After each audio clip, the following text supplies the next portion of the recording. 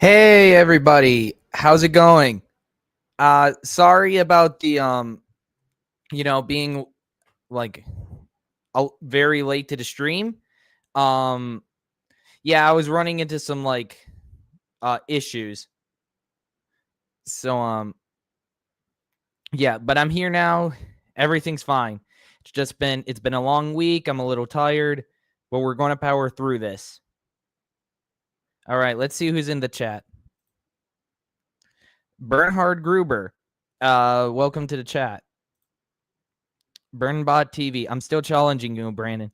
Yeah, well, I'll see about challenging you to debate sometime in the near future. Hopefully, maybe.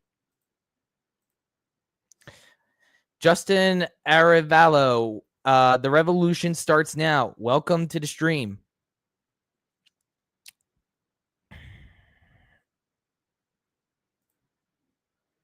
Happy American Pride Month, Brandon. Hope you had a 4th of July. Yes, I did indeed have a 4th of July. I am, in fact, a very proud American. I'm so glad that boring ass Andor show didn't get 5 seasons. That would have years of torture.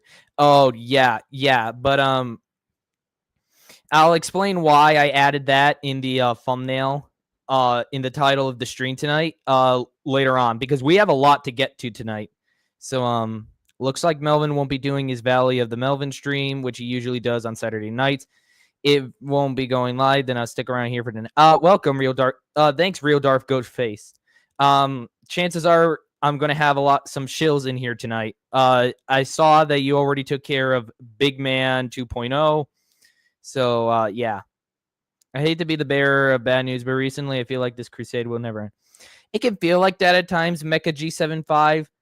But what you got to do is hold steady and continue moving forward. We will eventually win. That I have no doubt. Solar Verdun, welcome to the chat. Arsonist, welcome to the chat. All right. Oh, great. He's back.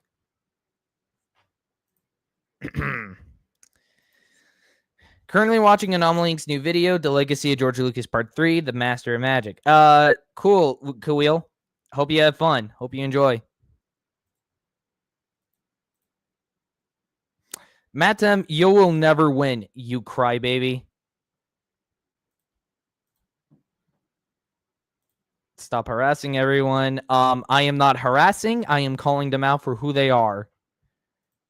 Yeah, Real Darth Ghostface, we don't necessarily have a shill. We just have a triggered crybaby. Matem has been at this for a while now, even came into my Discord server 3 separate times to try and get me to stop doing this. Yeah, you would, of course, say that. Okay. Let's get to it. I don't want to stall any longer. All right. First on the list is an article. Now, I first came across this thanks to my good friend, Christian Welch. And I found the article. I just got it. I got it in my email.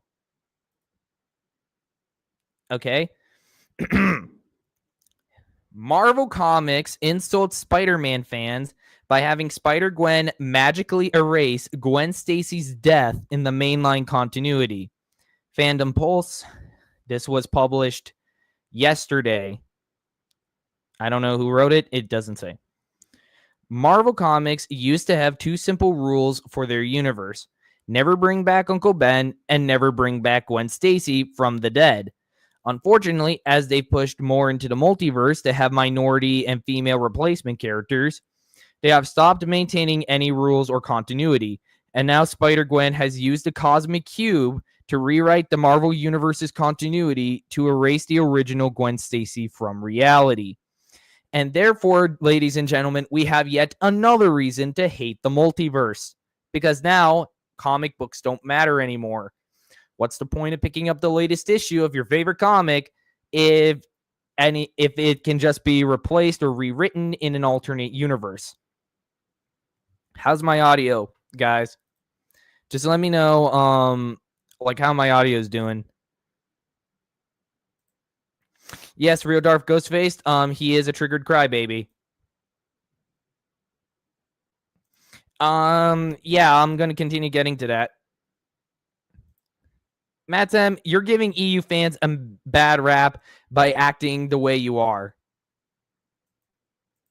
And you're giving us a bad name. If you don't want that to happen, then shut the hell up. Or we're gonna banish you to the world between worlds. This dumb, don't kill Gwen Stacy, and Gwen Stacy as a Spider-Gwen from Spider-Verse is decent. Knights of Undercover. Welcome. SWA in the chat. Killing off Gwen Stacy in the first place wasn't a good decision. I can kind of agree with that, considering I do like Gwen Stacy more than I do Mary Jane. I understand why it happened, but at the same, I don't agree with why oh shoot, now I'm blanking on his name at the moment. But I hate having a brain fart. Give me a sec.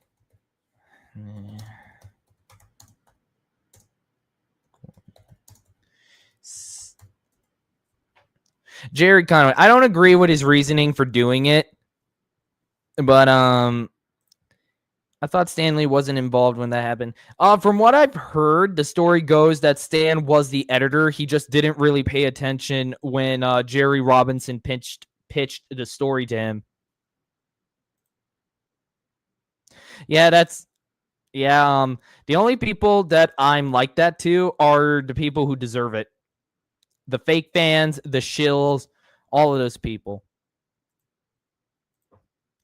The reasoning for her death was that they thought she was too boring and that Mary Jane would be a much more interesting love interest for Peter Parker. That's why that's why she got the axe. People are saying we should support women. Let's erase these original characters and write newly poorly written ones for more money. Mind of Disney creators. Yeah, that is sadly the case. Okay, back to it. A massive problem with modern Marvel and DC Comics is that there are no stakes for characters. With the multiverse concept, everything can be simply swapped out or undone at a moment's notice, rewriting reality to a writer's whim with no rules. That lack of rules makes stories fall flat, and complete replacements of characters have made for a jumble mess of books that aren't worth following. The first instance of this reality rewriting to change continuity came back in the 2000s with Spider-Man events like One More Day, using Mephisto magic to rewrite the world, something the character has never been shown to have the power to do prior.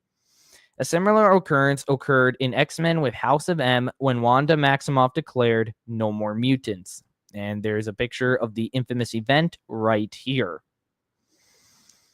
These types of Deus Ex retcons allow writers to start from the point of their choosing without having to worry about any kind of continuity because it has changed. And it is a lazy device to ignore such continuity. Unfortunately, continuity is what made something like Marvel Comics great and gave readers a reason to care about the characters. Increasingly, there's no reason to read these books, which is why the only successful books on stands are now inside universes where real stakes might happen and stories might eventually end, which is why we're seeing like a big, massive success with the Ultimate Spider-Man books. Spider-Man used to have a simple continuity with Uncle Ben and Gwen Stacy's deaths being pivotal moments for the character's motivation because he felt abject guilt over her being gone. It was a rule at Marvel that Gwen Stacy was not allowed to be brought back, but with the multiverse, Spider-Gwen became the female replacement Spider-Man for their modern era of copycat minority characters, a lot like Miles Morales. Fans allowed it because it was in a different universe, a what if, a story that didn't affect mainline continuity, except that Marvel was trying to push both her and Miles Morales. They brought those characters into the main universe slowly, and we hated it both times. Even with bringing them in from their parallel realities, they hadn't all the way messed with continuity until this most recent iteration. Here, Spider-Gwen reset the universe with the cosmic cube because she doesn't like that her prior self died in the mainline universe. It's a nonsensical, insulting moment for Spider-Man fans, much as when Mephisto did it for one more day. And it's like a magic pen, I guess, because it's stupid.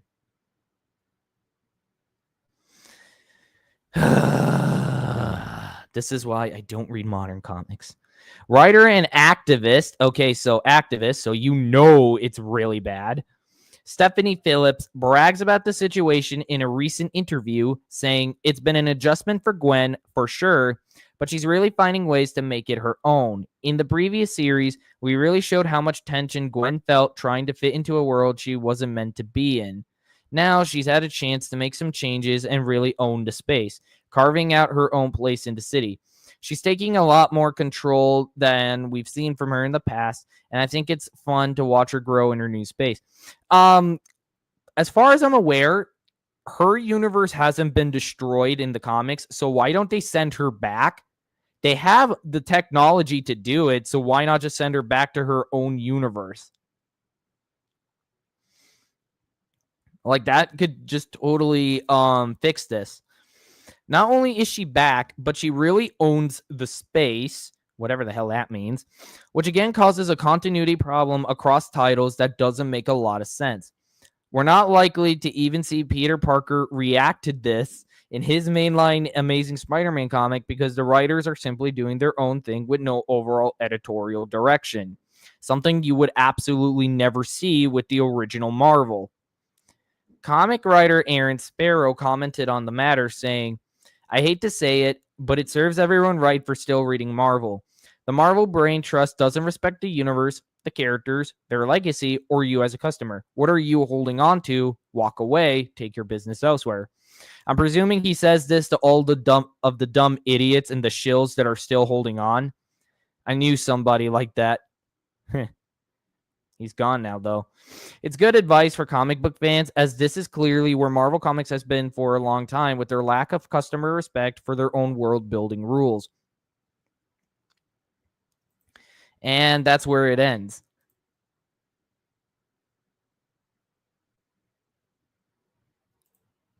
Real Darth Ghostface, I think it would be a good idea to introduce Matem to the world between worlds if he's going to constantly keep spamming the same lame insults over and over again with no actual evidence to back himself up.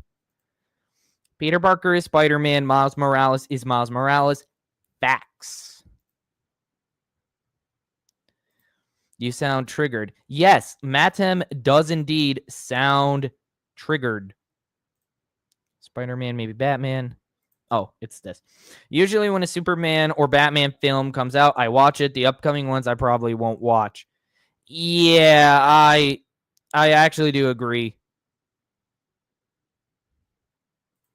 I do agree that it's not looking good right now. Okay. I don't like Peter being portrayed as a loser in the shower crying and being a simp over Mary Jane, leaving him instead of protecting New York from criminals. Yeah, that's that. I have a lot of problems with how Peter is portrayed in the Spider-Verse films. It honestly baffles me that people say he's the best version of Peter we've ever seen on screen. Disney has ruined Marvel just like they have ruined Star Wars. Facts. Okay, you are the real fake fan because no real fan would act like you. Yeah, right. Or maybe we, Brandon included, are tired of being cast aside because of fake fans and we're fighting back. Facts. How's my audio, guys? I did have it tweaked because I was on Backseater's stream a couple days ago. Me when Spider-Gwen exists. F you, Spider-Gwen. Yeah, I kind of feel like that at this point. I'm pretty well off reading the comics from the 40s to the 70s, and similar to what you said the other day, Backseater recommended that be cautious from the 90s to the early 2010s. Yeah, there's some good stuff from the 90s, like Batman. But Spider-Man, it gets a little dicey because most of that stuff would be the Clone Saga. Fake Marvel fans and Disney shows are partially to blame for this. Yeah, the other part of the blame can go to Joe Quesada for screwing everything up. Put them in the corner for timeout. You have done well, real Darth Ghostface. You have done well. The whole 616 Marvel comic timeline needs to get somewhat erased. From when it became bad to now should be gone. Way you could do it is that you could reboot it, that Mephisto, because of the deal Peter made with him. That's the reason the Marvel Universe went to hell. So you can just get rid of that deal, and then the universe just snaps back to normal, and you can erase all of the terrible characters and events that happened. I'm done with both Marvel and DC movies coming out of Hollywood these days. In fact, I'm done with Hollywood in general. I can understand why why you would think that real Darth Ghostface. Audio sounds fine to me. Audio good. Okay, thanks. I'm worried I'm spitting into my mic or something. We are real Marvel fans who want to preserve Stan Lee's legacy. Facts. Brandon, I have to ask, why is the 1970s Batman suit your favorite Batman design? Why wouldn't it be my favorite Batman design? I love the blue. I love the fact that the ears are long. I like the gauntlets. I love the yellow oval bat symbol. It's always been my favorite, symbol that he's had on his chest. I'm actually wearing a Batman t-shirt with the yellow oval symbol. I like the capsule utility belt that he wears. Like, overall, it's a really awesome costume. There's a reason they kept that suit around for a very long time. It's honestly like the perfect bat suit for me. That's not to say there are other bat suits I don't like. I like a lot of some other bat suits, but I do love that one the most. For me, MCU Spider-Man Brand New Day will be as bad and bland as Daredevil Born Again, just like Thor Love and Thunder and Captain America Brave New World. Yes, it will be. And I covered this on my last stream, that the Punisher is apparently confirmed to be in that movie, and why that's going to be a bad idea.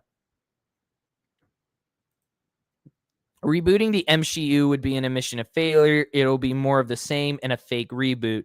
Sadly, I agree. To this day, I have no idea why Marvel never fully rebooted Earth 616 from scratch. They need to do it. It's the only way to save it. It's kind of a weird situation because technically Marvel, for the most part, was, a lot of its success was attributed to Stan Lee. He created like 90% of their starting roster, of their roster of characters that made them a successful company.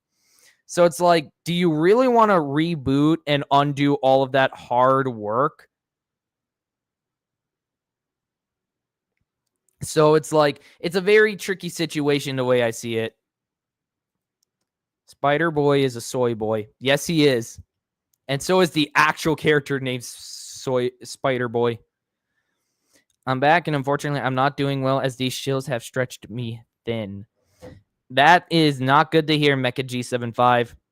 I recommend that if you want to learn more about gatekeeping, go to someone like the Knights of Melvin. They know how to gatekeep like nobody's business.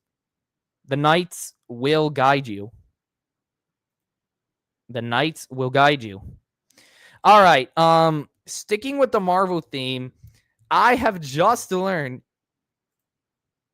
I think he was talking. He mentioned Earth 616, so I'm going to assume the comics. Real Darth Ghostface. Yes. All hail the Knights of Melvin. Spider-Boy is a shield channel. I don't think so. There probably will be someone named Spider-Boy. Who knows? Anyway, moving on and sticking with the Marvel theme for a little bit longer. I had just learned that Ironheart, in its final episode, confirms that Mephisto is in the universe. So, here to further drive me insane is, for the first time ever on this channel, please welcome Disney shill and suck up, Eric Voss of New Rockstars, everybody. covering every deal Mephisto made in the MCU. This is 16 minutes long. I am not looking forward to this. Let's get into it, shall we? Okay. It looks like he's about ready to blow on somebody here. Perfect frame to start on. Welcome back to New Rockstars. I'm Eric Voss, and now that we know that I'm Eric Voss. I'm Eric Voss, everybody. I'm a Disney shill. I'm Eric Voss. Mephisto is in the MCU and has been in it for some time, according to his appearance in the Ironheart finale. Let's break down everyone in the MCU who might have done deals with this devil. This is okay, so it's might have been done deals. So this is clickbait. It's not even confirmed that he's done deals. What a shill. This is going to be lovely, isn't it, people, ladies and gentlemen? Eric Voss, the communist. Ouch. Ironheart. Ooh, yeah, she's dog water, man. How the hell did they think this character would be even good? Like, how the hell did they think that this character could be that good? I don't know. Anybody's guess, I guess. Let's continue, shall we? I love that he's even including symbols from characters that aren't even in the MCU, like Iron Fist. A jubilant time here at New Rockstars. Now that our Dark Lord and Savior has revealed himself to all you naysayers, we can now say, the year is one! So it's important to take stock. How is the year one when Mephisto is getting introduced into the Marvel Universe? Post 2008, One More Day. I don't think a single person alive will ever forgive him for that. And two, being introduced into the MCU in the current broken, awful state that it's in. Like, how can we say the year has been won? I swear that these Disney shills, especially, I think the Marvel ones more than the Star Wars ones, are living under a rock.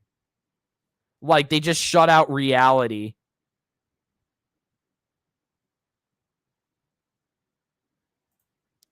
Can we watch? I do not know. He made an Ironheart review. Maybe. DC needs to get back with their great DC animated Elseworld films, obviously done right.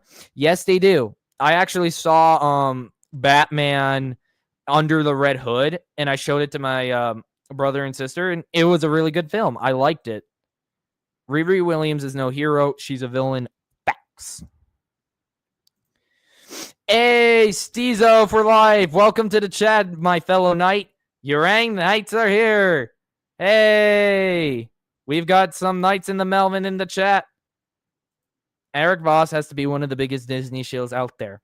Then I will be sure to cover him more here on this channel.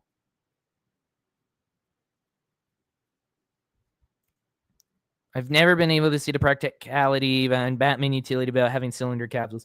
I've always preferred the actual pouch shape packets. That's fine. I personally prefer the capsules.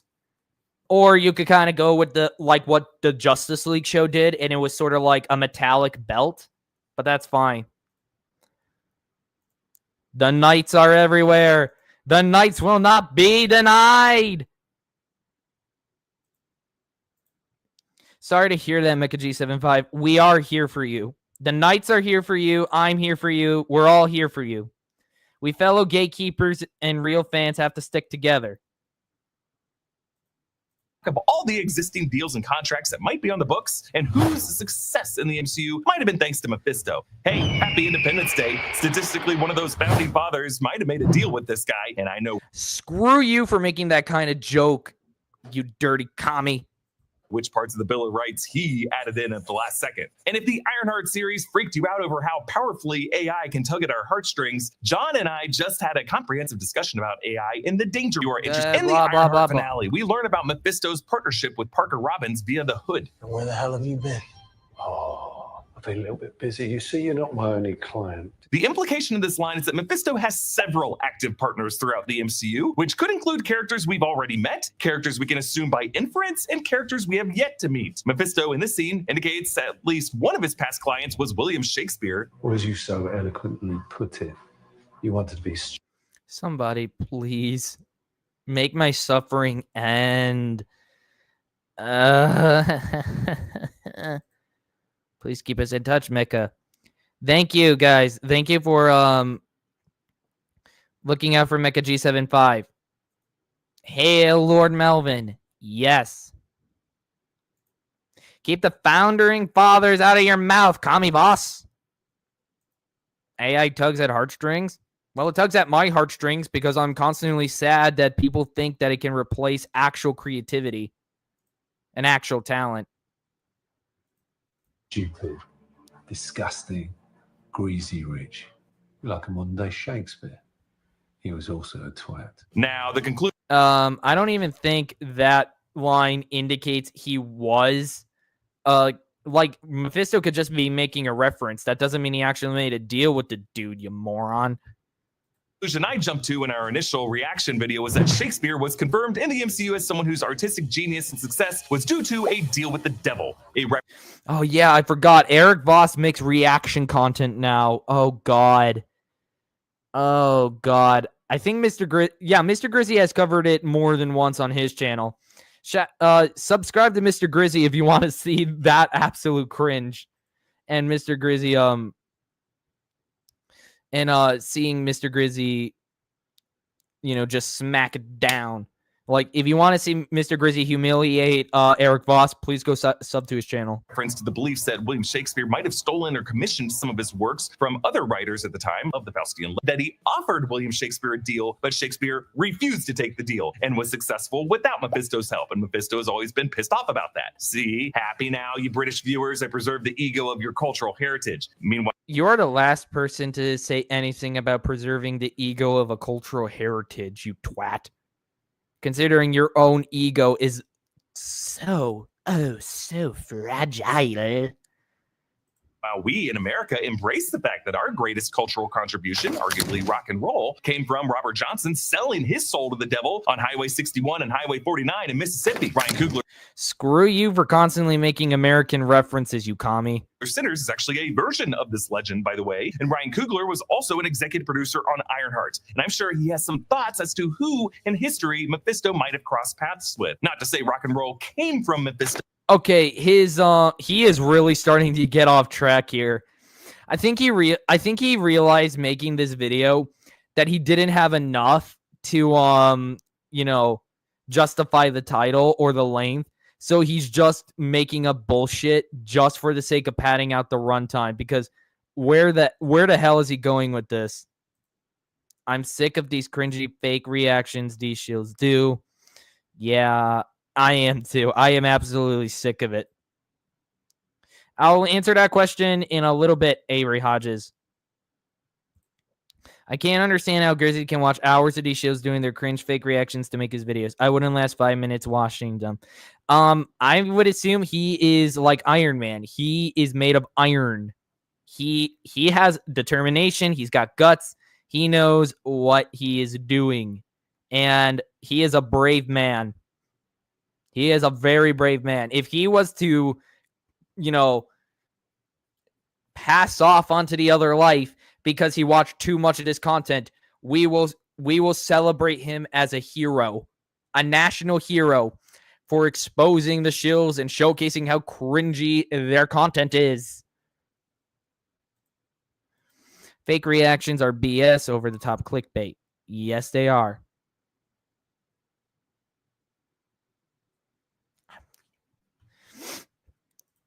I do not know what to say, Mecha. Just be assured that we're with you, even if we don't know each other. Very good, Solar Voldun. Commies like of Eric Voss hate American culture and support the cultural subversion of it by these SGWs. Yes, they do. To all the people who are helping me, thank you. I am trying to get well. Hope you get well, Mecha G75. I really hope you get well. All right, back to this rambling. Like, this train of thought has just rapidly gone off the rails. But rather, blues legends like Robert Johnson were given the tools and the resources to apply their own natural talents to get seen and heard. That's why I'm an open door reality warp MCU with their own natural talents to get seen and heard. That's why I'm going to keep cooking with this theory that the MCU is saying that AI is the tool of Mephisto, because it's not mind excuse me, what the hell does this have to do with whatever the hell you just said a few minutes prior? Guys, where is this train of thought going? Should I continue? I'm almost scared to do so. Like, I feel like if we don't get off soon, we're going to crash and burn. Because this video is already on its way there. I seriously do not get where he's going with here. I never like these reaction channels on YouTube. Stealing other people's content and doing nothing transformative with it means you have no talent.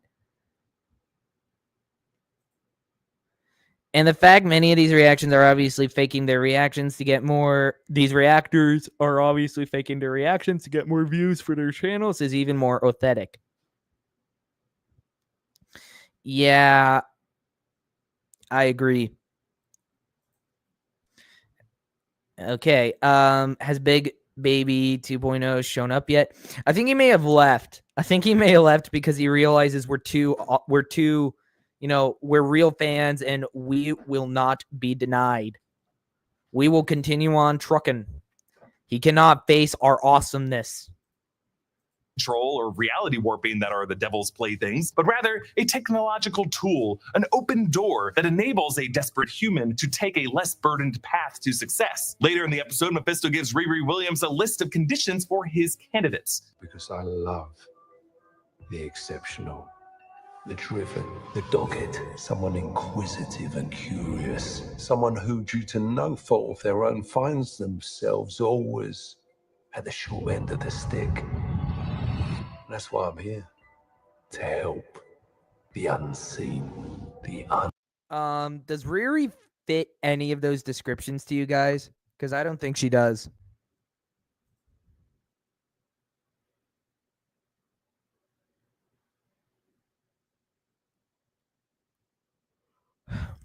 The train of thought has indeed derailed, Arsonist. Sorry, guys, I'm getting a little tired, but I'm going to truck on through.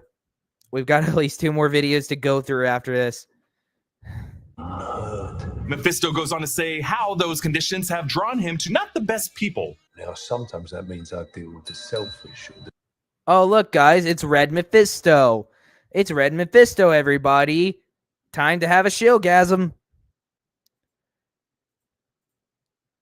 Red Mephisto, everybody. Oh, I'm sorry. Am I not reactionary enough for you, Disney? Am I not reacting enough to get that early access? Red. That's Red.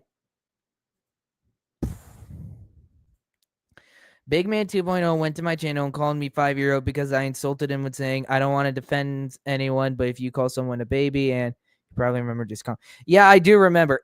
That is actually downright scummy that he went to your channel, Bernhard. What does Mephisto have to do with fake Iron Girl?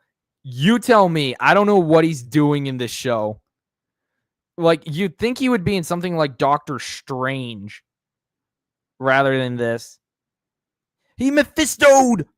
He Mephisto'd, everybody! He Mephisto'd! Stingy. People who think their brute force makes them better or more useful than the rest of the world. Oh, God. For example, out of the Forbes 100 richest list, I've made a deal with 100 of them, plus 14 kings, 3 popes, and also a Beatle, Ringo. Oh, everyone shits on Ringo. Even John Lennon, when asked if Ringo Starr was the best drummer in the world, said, he's not even the best drummer in the Beatles. Mephisto's implication is that the Beatles' original drummer, Pete Best, was replaced with Ringo Starr, which historically really happened, presumably because Best just didn't vibe with the rest of the band, or maybe just didn't have the right haircut. But really, they're saying because Mephisto might have helped Ringo Starr give some whiplash-worthy solo at his audition. We also have to acknowledge that Mephisto... You know, I thought that this was going to be a video of him trying to connect Mephisto to various other superheroes or villains in the MCU, but it looks like that's clearly not going to be the case. The crowd is cheering. I doubt it. React more reactingly. At this point, keep Ghost Rider away from this. I have no doubt that they're going to shove him in at some point. Stay away from the Beatles, Kami Voss. Help! I need somebody to save me from this garbage. Mephisto made a deal with Disney to destroy Marvel and Star Wars. If I could make a deal with Mephisto, I'd ask him for the power to time travel. I just don't think of something I want him to take. Might be lying here, but I also think that he would have no reason to lie and probably has more fun by presenting his victims with his version of the truth. I also speculated who the 3 popes might include. His version of the truth. Wouldn't that basically be considered a lie? Also, you keep the popes away from your filthy mouth, Kami Voss. You keep the Catholic faith away from your filthy damn mouth. I'm not going to have you disgrace my religion like that. In our reaction video. But as for the 14 kings, I think it's important to note that these would have to be kings who are not born into any inherited power. History were born into is also filled with feuds. And George I'm calling any character turns. But who in the MCU did make deals with Mephisto? I think we could rule out any character who was born into wealth, power, or privilege. Any Nepo baby. So Tony. He said privilege, everybody. He said heroes born into privilege. He couldn't help but say that. What a little pussy. Mysterio, if he's high on acid. I wish I was high on acid right now. Dear God. There is no my truth, only the truth. And the truth that we spread as real Marvel fans is that this is fake Marvel. Ironheart is part of fake Marvel. Marvel, after all new, all different, is pretty much fake Marvel. Privilege is another meaningless buzzword thanks to SJWs. Yeah, boy. That is indeed the facts. Keep them coming, real Darth Ghostface. Stark was born rich enough to not need Mephisto. T'Challa and Shuri were born into royalty, did not need Mephisto. Thor was born into royalty, didn't need Mephisto. Shang-Chi didn't need Mephisto, and if he did have a deal with Mephisto, he probably wouldn't have worked as a valet. We can also rule out any characters whose life sucked too much that clearly Mephisto didn't help them. Scott Lang was in jail. Bruce Banner was homeless for most of it. I'm pretty sure we can rule out any character that's a good guy because they're good guys and they wouldn't make a deal with the devil. So this entire line of thinking is bullshit. His adult life. Sam Wilson couldn't get a bank loan. No deals with Mephisto there. We can also rule out characters whose moral characters seem at odds with any possible deals with Mephisto. Like Steve Rogers likely would not have been worthy of lifting Mjolnir if his enhancement via the Super Soldier Serum was aided by Mephisto in any way. Kamala. Oh my God, he is really stretching the truth here. Oh my God, he's really stretching here. I'm out of the loop. When would you say real Marvel ended? With Star Wars, it definitely ended in 2014. So I imagine Marvel's from a similar... Yeah, it's from a similar time. I have a speech from him oversight on Discord. The fact these Disney shills need to tear down classic Marvel characters like Tony Stark to lift up shitty characters like Riri Williams is more proof they are fake fans. Abso-freaking-lutely. Marvel died when Stan Lee died. Very true. Khan's powers came from a destined connection to her great-grandmother from the Nor dimension and a mutant gene. Carol Danvers' powers came from an accidental exposure to Kree cosmic radiation. No deal with the devil. Clint Barton, James Rhodes, there's just not the kind of darkness in their hearts that suggests any kind of deal with Mephisto was made. Like if Clint knew Mephisto, surely Clint would have gotten his family back during the blip. Bob Reynolds' Sentry was a kid who got addicted to fentanyl when he was in middle school. Mephisto clearly didn't help him. And when he joined the Ox group to get the Super Soldier Serum, it clearly didn't make his life better in any way. If somebody stole your phone, you'd know. Because to take from Mephisto as Jake the Goat, suggest other wealthy figures in the MCU whose wealth and influence do seem at odds with their incompetence. That suggests to me a deal with Mephisto might have been possible. Well, for one, the reason why their wealth and success is at odds with their incompetence is because, well, Marvel writers themselves are incompetent. The characters are only as smart as the writers. You know, Brandon, apparently in your friendly neighborhood Spider-Man, the tarantula we see isn't a gender swap version. She's a female tarantula from the comics named Maria Vasquez. In In the comics, Maria Vasquez is the 5th person to become the tarantula. Okay, so we skip through the first, 4 tarantulas just to get to the girl one. Because everyone remembers the female version of the freaking tarantula. Right? Right? Because this is the first time I'm hearing about it. I got lost in that guy's yapping several minutes ago. Yeah, I did too. Ugh. If that was Mephisto as Jake the Goat and She-Hulk, then Mephisto did make a deal with Madison with 2 N's and 1 Y and not where you think. She might just be too Somebody kill me. If you're repeating lines from She-Hulk. drunk to care what she signs. But strong possibilities of Mephisto dealers would include Tony Stark's corporate rivals, Justin Hammer. That guy was a complete moron, but he did have a devilish dancing ability. I think that guy made a deal with Mephisto. Aldrich Killian, also the classic overseen biotech loser who just returns as this handsome CEO of AIM, who also has scarring on his skin and a fiery extremist tech that seemed like something Mephisto would love. Ezekiel Stane's father, Obadiah Stane, an ironmonger in the Stark Industries corporate suite who got there how? And the other maybe because Obadiah Stane was good at his job and had been with the company for years. This guy doesn't seem to know that you can clean yourself up and become successful. You don't need, the dealings of a devil to become rich or famous.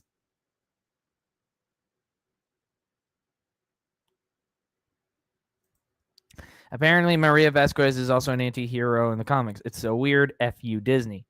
Absolutely.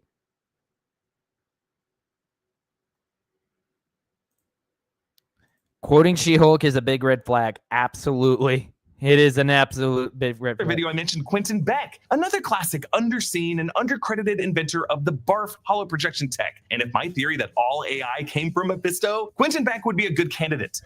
Wait, are you seriously trying to say all AI is coming from Mephisto? Where the hell did you get that theory from exactly? I'm sorry, because when you were rambling about rock and roll, I kind of tuned out because that had nothing to do with AI. You just spouted this out like it's coming out of left field, and I'm standing here chewing bubble gum and blowing bubbles, not knowing that it's about to hit me right in the damn head.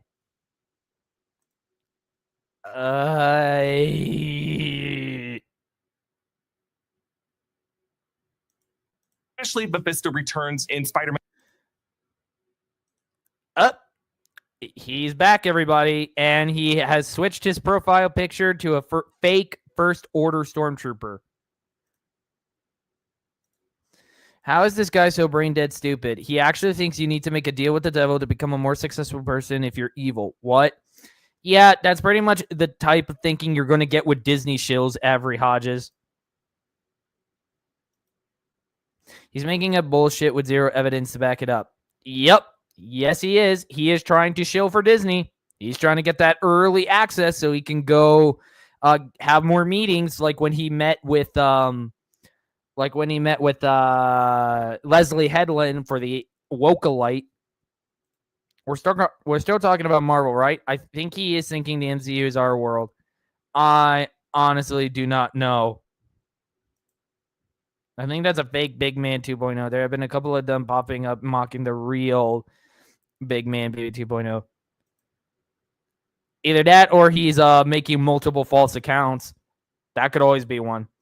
Keep an eye on him just in case a real Darth Ghostface. That is an order. Okay, no, I can't really order you around, but I ask that you keep an eye on him. And Brand New Day, because I did talk about how Brand New Day is the era of the comics between One More Day and One Moment in Time. Which I'm pretty sure nobody likes. Absolutely nobody likes Brand New Day, One More Day, or One Moment in Time. All three of these suck.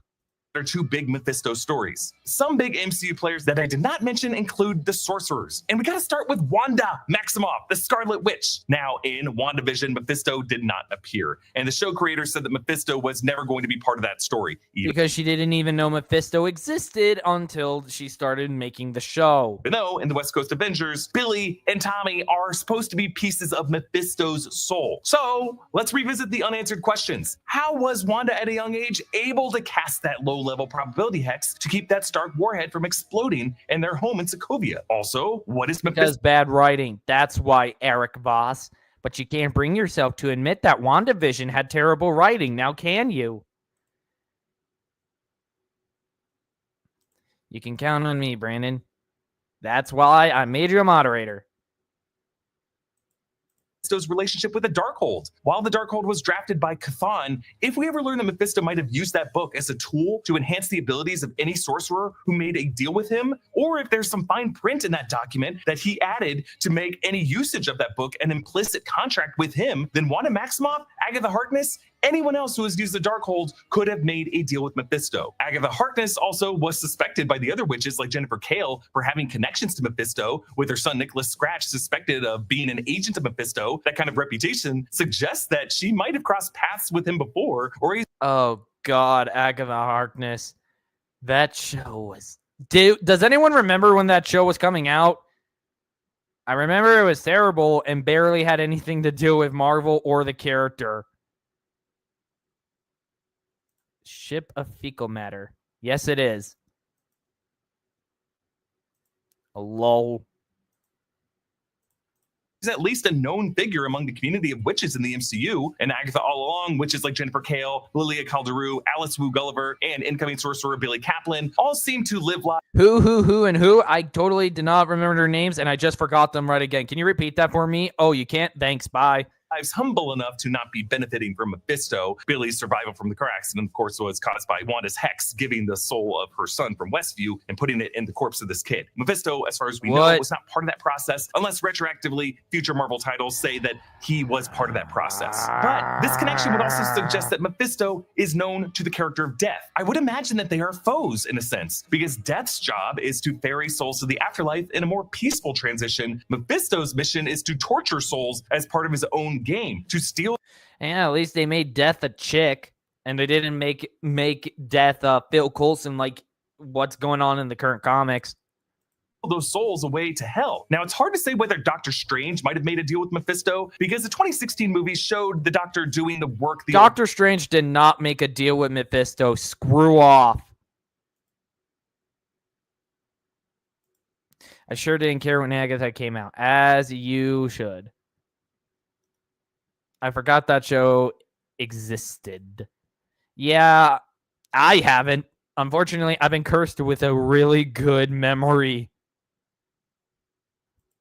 Fashioned way to become a sorcerer. No real shortcuts were taken, but people like Jonathan Pangborn in that movie might have found their way to magic through people like Mephisto. There's also the variants of Doctor Strange from Multiverse of Madness, like the 838 Universe Strange, who had used the Darkhold, or the other Three-Eyed Strange, who did seem to have hearts corrupt enough that might have made deals with Mephisto. But let's talk about Loki. Loki had a royal upbringing as the ward of Odin after defeating Loki's birth father, Laufey. Now, Loki was taught sorcery by his Asgardian witch foster mother, Frigga. I wouldn't put it past Loki to make a deal with Mephisto whenever it suited him, at least the Loki before the Loki series that showed him on a new path. I don't think Mephisto was involved there. But the phase 2, phase 3 era Loki, I feel like would arrogantly look down at Mephisto as like a lesser god than he, and Loki would probably be smart enough to see the fine print of any contract Mephisto presented him and not shake that hand. Really? But what would they sign off on exactly? And what would Mephisto take exactly? You're really just spouting off a bunch of garbage, and you're not presenting any, potential evidence to back up your theories, to give it some real meat on its bones, as you will. Loki was ruining his own show. Yes, he was. Multiverse of Madness was a mess of a movie. It was also a terrible movie at that. He was like, "You're pretty good at your job. You must have made a deal with the devil." I absolutely agree. How the hell is he coming up with this bullshit? I guarantee you that maybe, actually, maybe Disney gave him a script and is like, here, read this off. We need you to like get some steam going because Mephisto isn't trending on X. We need you to, start spouting off some nonsense. I think what we are looking for in the MCU are powerful characters, but powerful within Earth's society, who love material riches and material powers of this world, whose unlikely success came from some mysterious means, some process that was not or maybe it's because they're really, really smart and were able to get money either legitimately or stole it for themselves. Bad guys can be bad guys and do things without assistance of the devil, shown as part of any on-screen story, and also characters who seem shifty enough and opportunistic enough to sign a deal with the devil to get ahead. I think we need to be looking at people like power broker Sharon Carter, who's... What? Excuse me, what? Where is he going with this? How the hell did he pull Sharon Carter out of his ass? Like, I was not expecting that. This is another fly ball coming at me while I'm just standing in the middle of the field figuring out what the hell the last play was. Where did he get Sharon Carter? Where did he get Sharon Carter from, guys? Ladies and gentlemen, where? Rise in the Madripoor underworld was never really shown. Mr. Paradox of the TVA. Why is his career advancement so desperate? Bucky Barnes! What led to him becoming a congressman? I think Bucky gets... Bad writing. That's what led to all of those decisions, you jackass. Pass, because he did resign from the position. So other than Tony Stark's corporate... Oh, so you're going to give Bucky a pass because a straight white male resigned from his position as a congressman, huh? You're going to give him a pass because of that? Huh? I see how it is. You will question everybody under the sun unless it's a straight white guy resigning from his position. Rivals and these other few that I just mentioned. Here are my top 5 picks for the Mephisto clients that he referenced in this episode. Oh boy. Okay, ladies and gentlemen in the chat, I want you to put down who you think his top 5 picks are before we get to this, just to make this a little more interesting. Put down your top 5 picks. Go ahead. Good grief, this is getting ridiculous. Yes, it is. This train of thought has completely derailed, caught on fire, and is now exploding.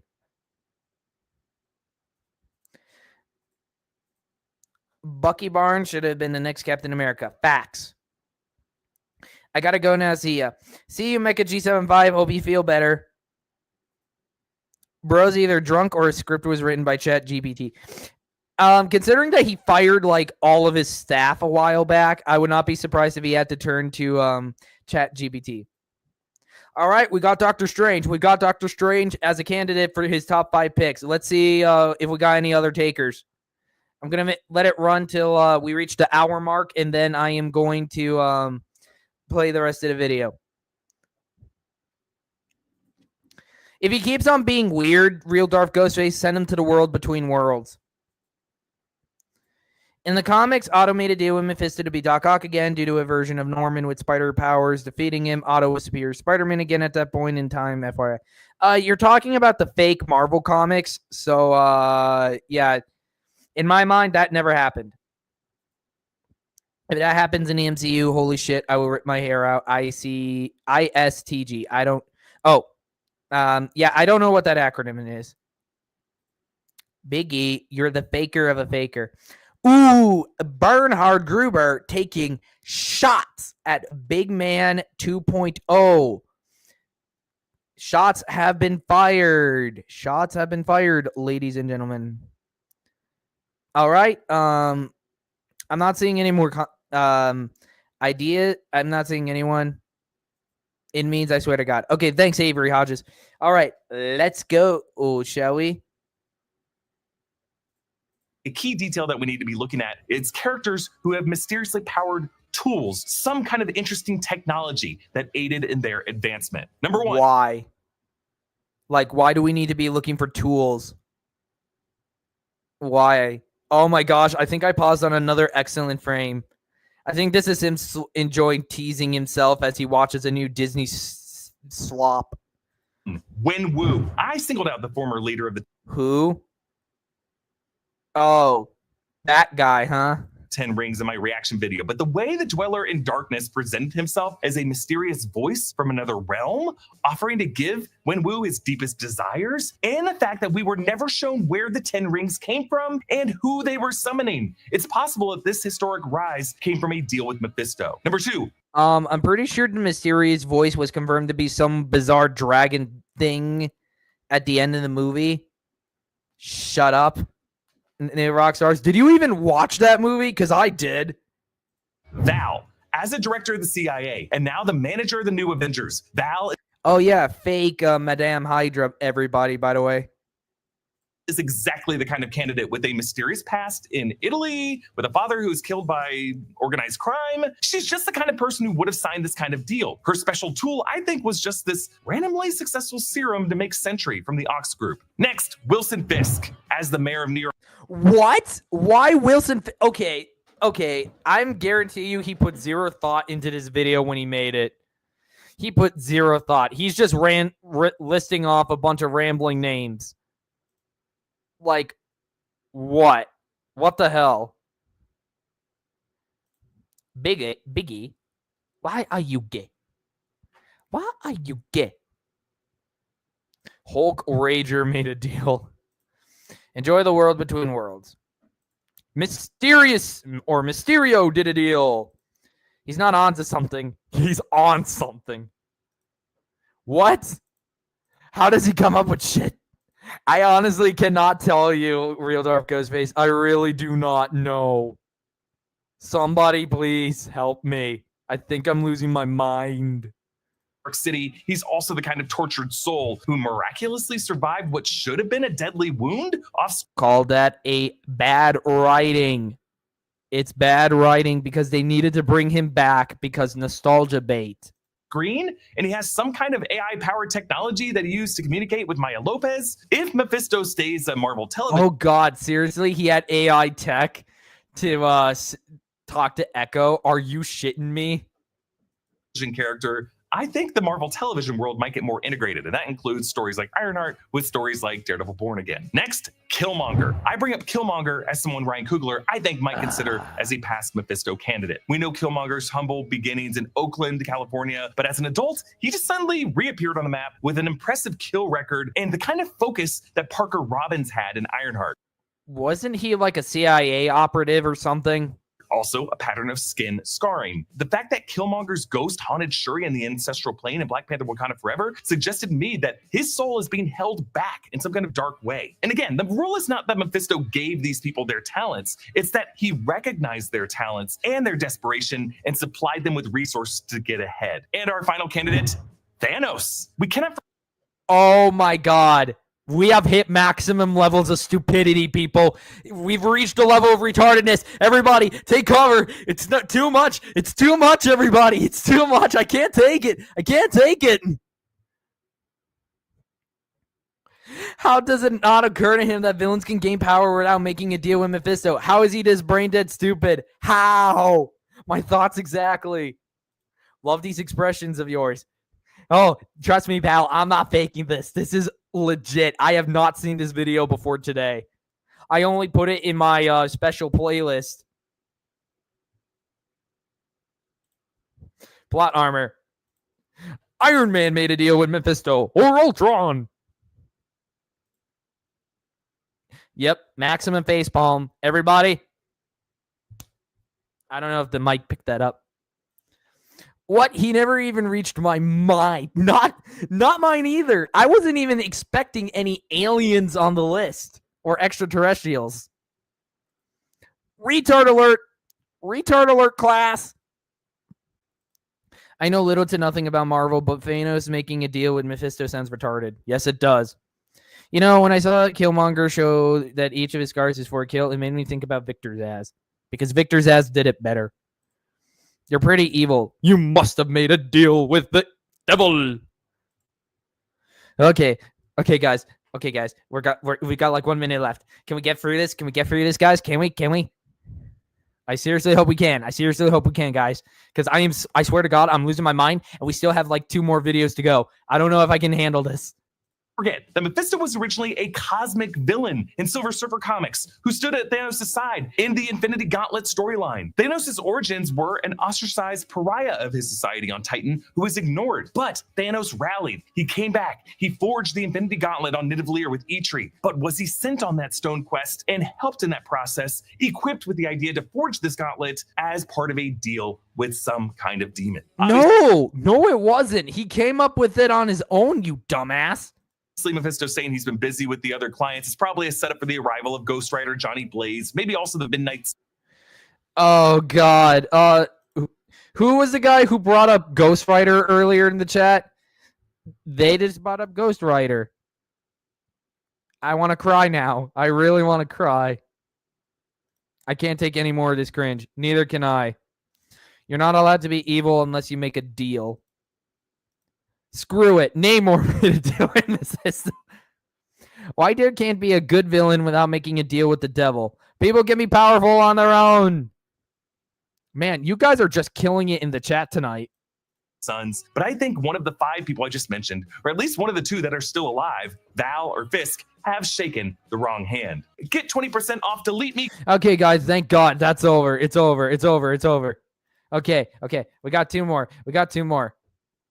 Okay. I got 2 more videos. But first, let's take a break. Let's calm down, rest our minds, and go over exactly what the hell we just saw.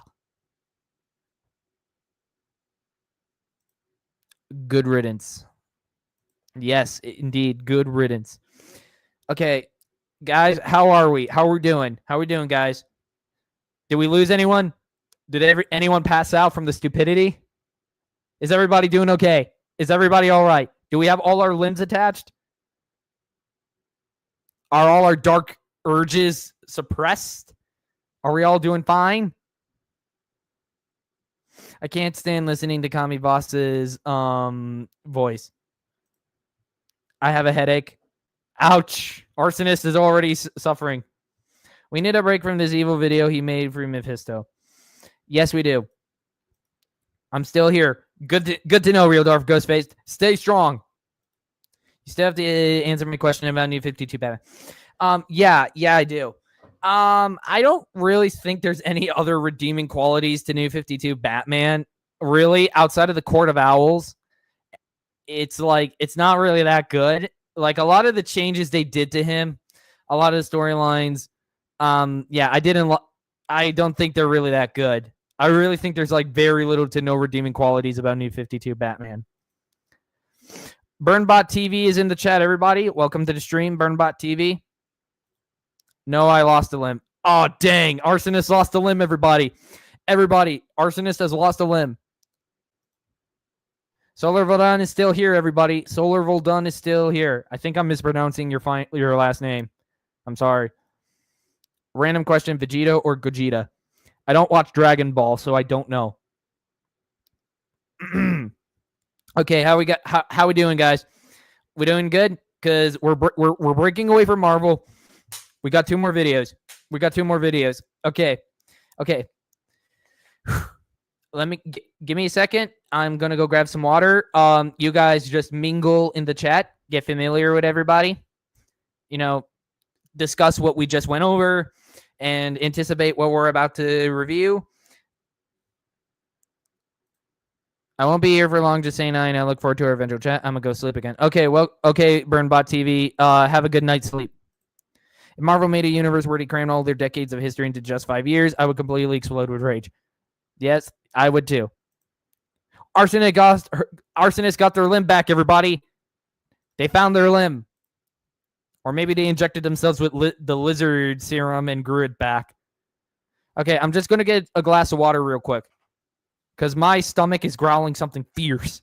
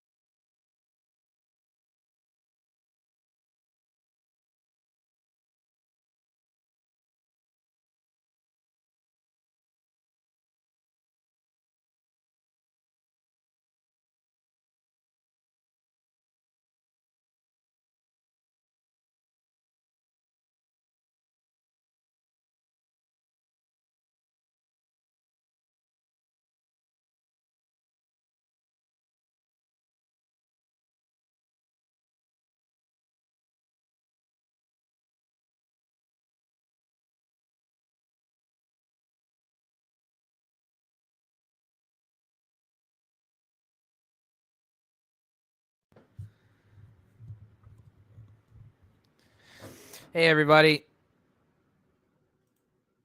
By the way, Brandon, I see you're a fan of Transformers. I get the impression that it's a multimedia series with a rich lore. How much do you recommend it?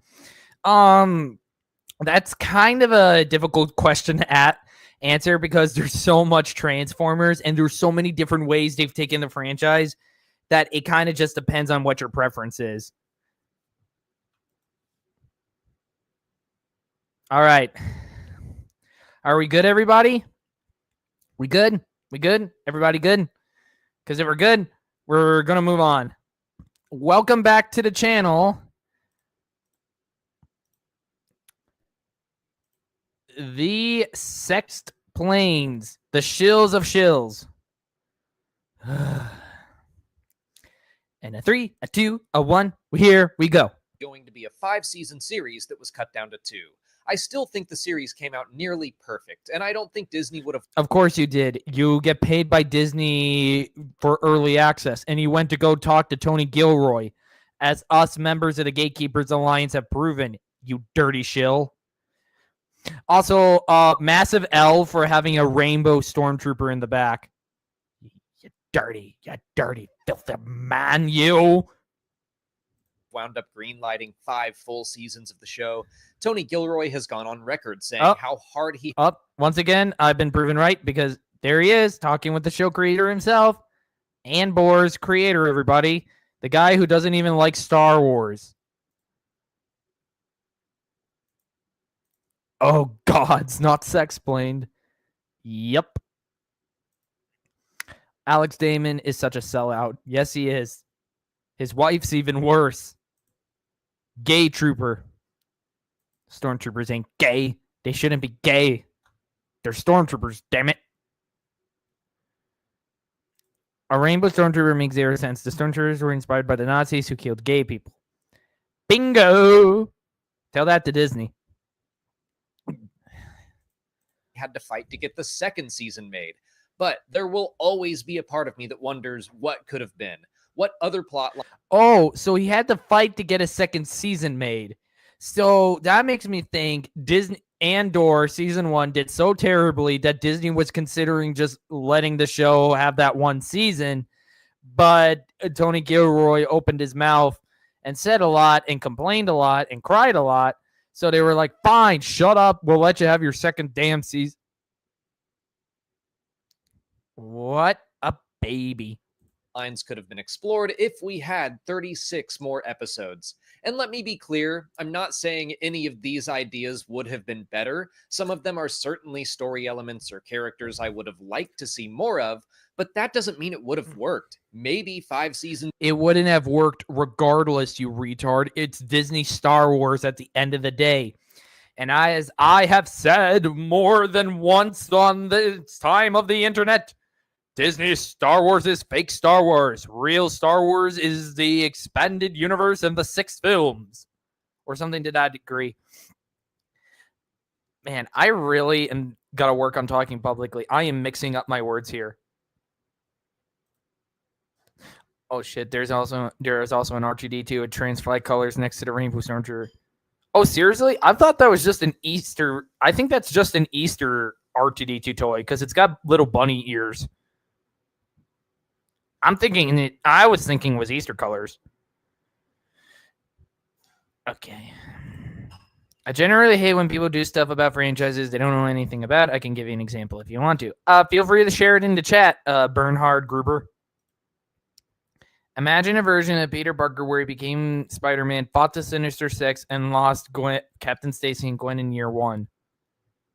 To an extent, he technically did that in the Ultimate Universe, because I believe it was revealed that all of the events of the Ultimate Spider-Man comics happened within the span of a year.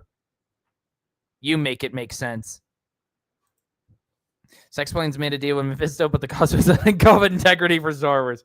Oh, what a way to connect it to the previous points we just made. Got the symbiote and fought Venom and Carnage in year 2. Okay, you're still going on with this. Oh, okay, we covered that. Disney Star Wars is Star Wars in name only. I love your transatlantic accent. Is that like the deep, hero voice I put on? I didn't know that was transatlantic. But it has the same colors as the trans flag. I'm pretty sure I've seen a closer shot of it where it was the case. Okay, I'm gonna take your word for it, real Darth Ghostface. I'm gonna take your word for it. The example: someone has a GTA 5 roleplay server or something like that. They had superheroes, and once they added Sonic and called Chaos Water Sonic and Blaze Sonic's weak girlfriend. Yeah, I can kind of agree. Sounds transatlantic to me, at least. I may be wrong. I don't know. Of Andor would have been a huge mistake, and 2 seasons was the perfect scenario. We won't ever know for sure, but I was tossing around as a 5-season show and start by breezing through season 1 real quick and just spin the number and Dedra could be floundering after Ferrix for the whole season, and she could impress Krennic right at the end, earning her the job and finding some success once more. I'd also like to see what happened to Blevin and how Hirt replaced him. There probably would have been some fun internal politics there, considering Hirt was Dedra's aide. For Cassian's storyline, we could see him and Bix and Willman growing their relationship with Luthen, going out on missions, but also living their lives on Mina Rao, which of course means more time with B2 Emo and Brasso. Maybe we would meet the Maya Pei Brigade early. I'm sorry, I literally don't know any of these characters because I genuinely cannot give a shit about Andor. I am falling apart here, guys. I think this was a bad idea. This is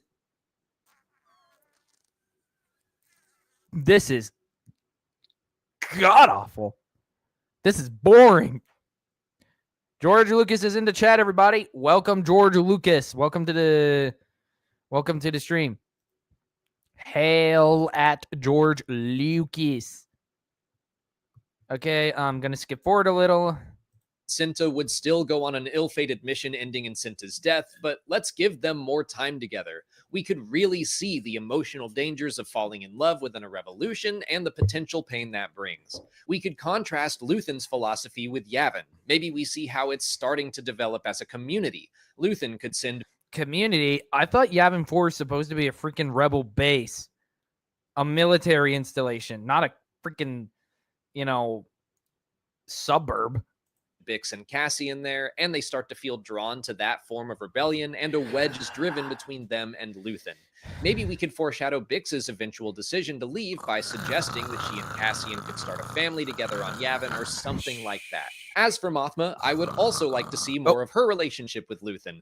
As we build toward her speech, I'd love to see her realizing the kind of leadership the rebellion needs. She can see all the disparate rebel cells and their lack of trust. Considering how badly they butchered Mon Mothma in that show, I really do not want her to be talking about freaking leadership.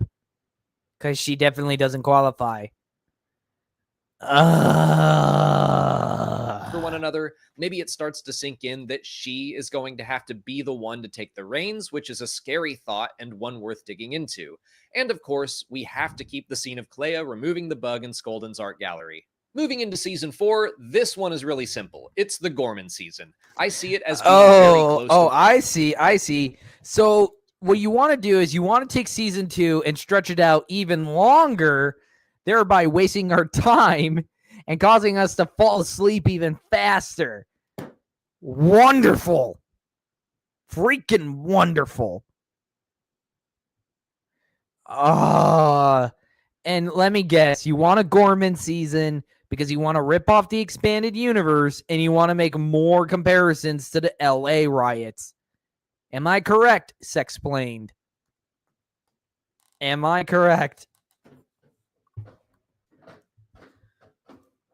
I said this before, but I'll say it again. This guy talking about Yavin 4, does he even know about Exar Kun, Nagasado, the Masasi? I do not know. Who the hell did that? I don't know who you said. Oh, no, wait. You're talking about the water Sonic bit. Okay. George Lucas' name is pronounced Jorge. Brandon Awesome. Oh, Jorge. Okay, Jorge Lucas. My apologies. My apologies, Jorge Lucas. I kind of suck at this. Okay, let's move. Moving on. We actually got in season 2. Maybe we still introduce the Gorman front characters in season 3 and get them weapons and stuff, but I think the hypothetical 4th season could be similar to season 1, where we have other missions and stuff going on, but we check in on Gorman constantly. You know, guys, something I've said before is with the way he moves and the way he's just constantly looking at the camera, hardly even blinking, it makes me believe that Molly Damon is standing right behind the camera with cue cards and a gun pointed right at his forehead if he dares speaks his actual mind. Like, I can just imagine that maybe in his head, he's thinking, Andor is a piece of shit. Andor is a piece of shit. Andor is a piece of shit. I should really read something like the Thrawn trilogy after this.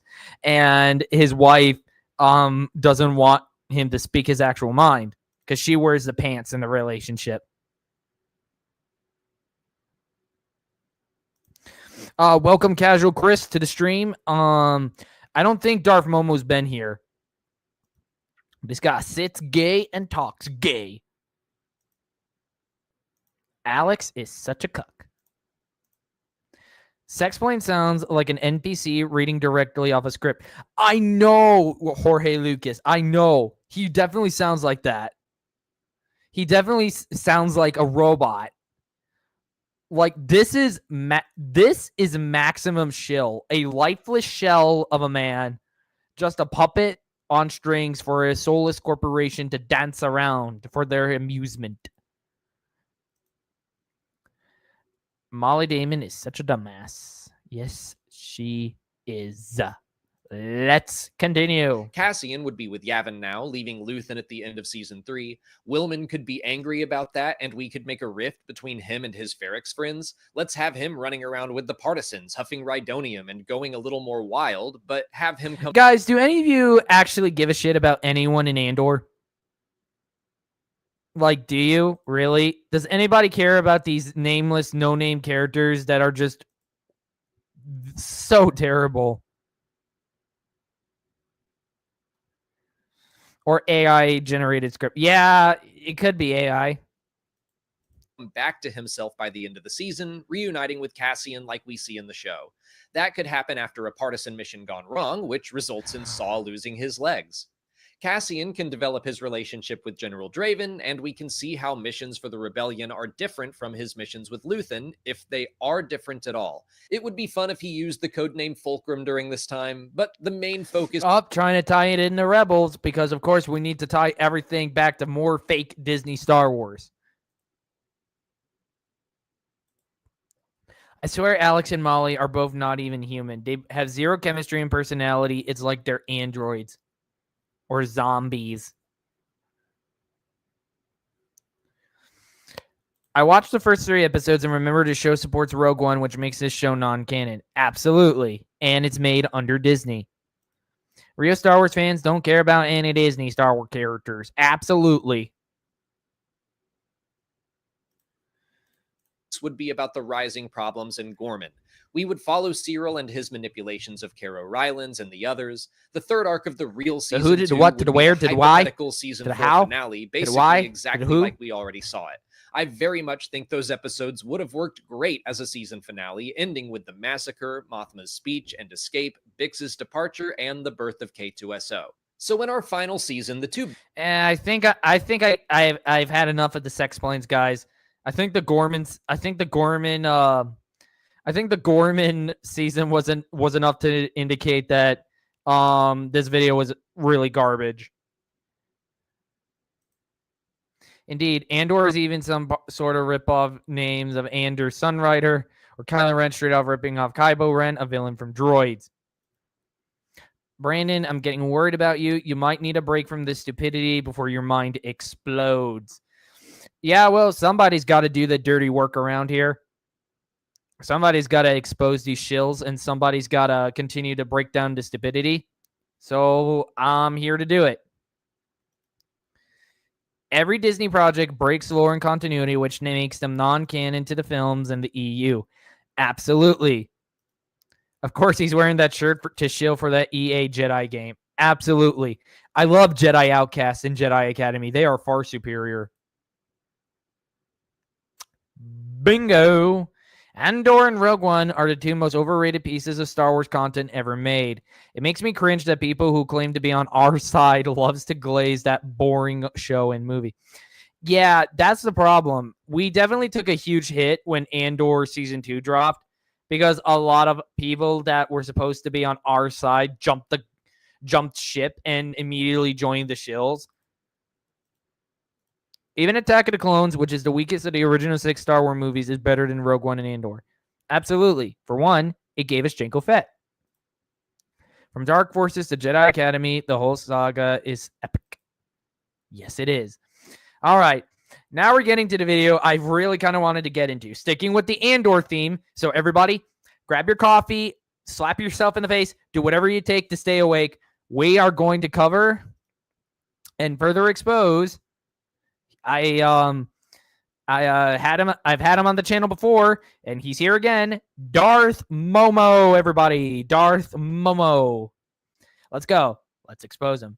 Andor Season 1 rewatch. It's still great. It never was.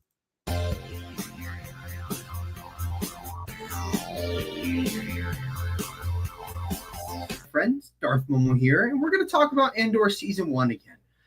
Season 2's on the horizon, so I decided to do a rewatch. Obviously, I've talked about Andor before on the channel, and I've seen all the episodes before, but it's been a while. I haven't seen them since they came out, so I decided to sit down and... Of course you didn't go back and rewatch it because it was shit. Because, guys, do you honestly think anybody goes back and rewatches Disney Star Wars or Disney Marvel? Do you really think that anybody actually watches that kind of content? Never heard of this guy. He's been part, skulking around channels like OG Star Wars, scruffy looking Nerf herder, and Star Wars Scran. And he's constantly been trying to, debunk the idea that the expanded universe is part of George Lucas Star Wars. He even has, I shit you not, a 6-hour video in the works to try and debunk our narrative. And as a result, he actually is trying to use Reddit and Tumblr as actual pieces of evidence. I am not kidding. Oh, yes, this unbearable guy that debunks everyone but doesn't prove it. Yeah, I've actually made him big mad before on scruffy-looking Nerf Herder's channel. Let me guess, Momo regurgitates Starlight. Yes, he does. Yes, he does. The EFAP people will watch the first 6 films more than Andor. And I think one of them liked Andor. I know Critical Drinker, I think, did. He might have. A tower of Amazon crap in the background. This guy needs to clean his room. Hashtag clean your room, Darth Momo. He can't debunk that. It's a fact the EU was canon. Using Reddit and Tumblr as sources. Lol, that's enough proof to know he's full of shit and won't debunk anything. Yeah, he's also using Wikipedia. Narrow Dark really enjoyed Andor Season 2. Oh, we lost another guy then. Narrow Dark has officially joined the shill side of the fandom. He has officially joined the shill side. He didn't like it though. Wait, but you said he really enjoyed it, and now you're saying he didn't like it. Which one did he do? Did he like it or did he not like it? There's no real in between. Darth Sampton, I think Narrow Dark didn't even watch it. Wikipedia is indeed compromised. Lol. The people will say Andor is better than the prequels, but never watch to the same extent as the films. Bingo. I haven't heard Narrow Dark praising Season 2 of Andor. Me neither. I know he said Captain America Brave New World was a decent film and Thunderdolts, which I disagree with because I think they're bad movies. And I mean, he doesn't read the comics, so maybe if he did, he would look down on them a lot more. Maybe. Anyway, let's get back to it. Test out my little Blu-ray steelbook that I picked up last year and watch Andor all in one go. I've seen. Wait, did he buy a Blu-ray steelbook of Andor? Oh my god, he actually buys Disney Shill merchandise. You couldn't even be bothered to pirate it.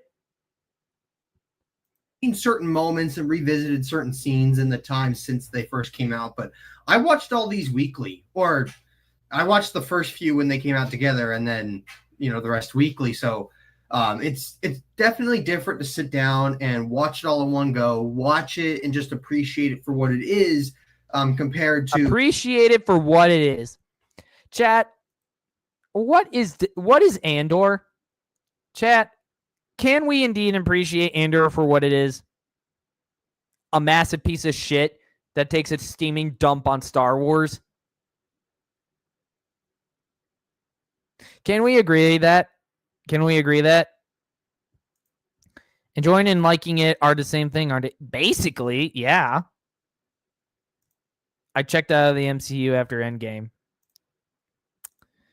It is insulting when they say Andor is better than the prequels, or the shill talks saying it's the best Star Wars for the last 45 years. Yeah, screw the EU, I guess. Neurodoc, from what I've seen, will say enjoy something, but will remind you that it's not real canon.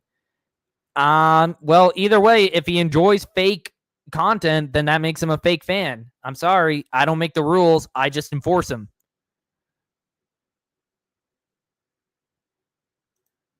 There's no room for that kind of nonsense at Solar. We got to stay strong. If we start letting ourselves enjoy that kind of stuff, then we'll slip further and further into the darkness, and we won't win. Andor is more communist propaganda from Disney. Yes, it is. Appreciate it for what it is. The mantra of coping. A good show to cure my insomnia. being in the dark because I've never seen it before. And it was a fun, positive experience. A fun, positive experience, he says. Those are not adjectives I would ever hear somebody use to describe Andor. It definitely flows better kind of watching it all together. I don't mean to say that like it's just a 12-hour movie that got chopped up, because that's not true. It feels episodic, but at the same time, because of the structure and the way the story's laid out, sometimes episodes can just kind of end a little abruptly. So it's nice to be able to just kind of start with point A and go through point B. I mean, obviously. Well, if the episodes end kind of abruptly and you're saying that it flows more smoothly when you watch it all in one go, then wouldn't that by proxy make it that it's like a 12-hour movie that's chopped up into pieces? Whoops.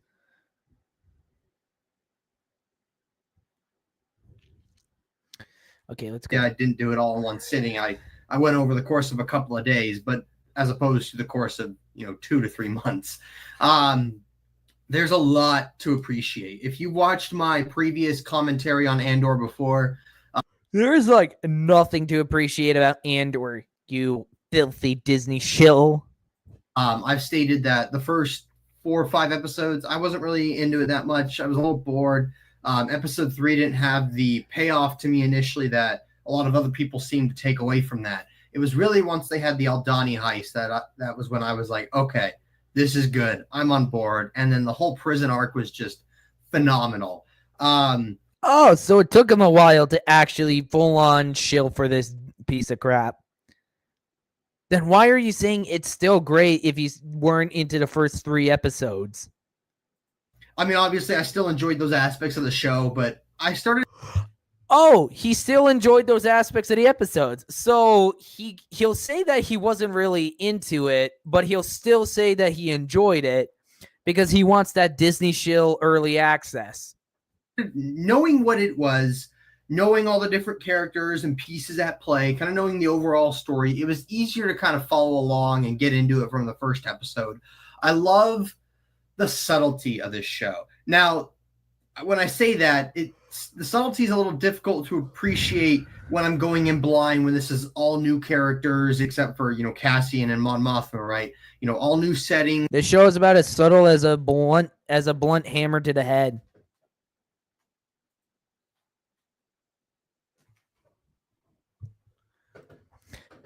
I remember the post about Andor, Rogue One, and A New Hope being the best Star Wars trilogy. That's just outrageous. No, did I? No.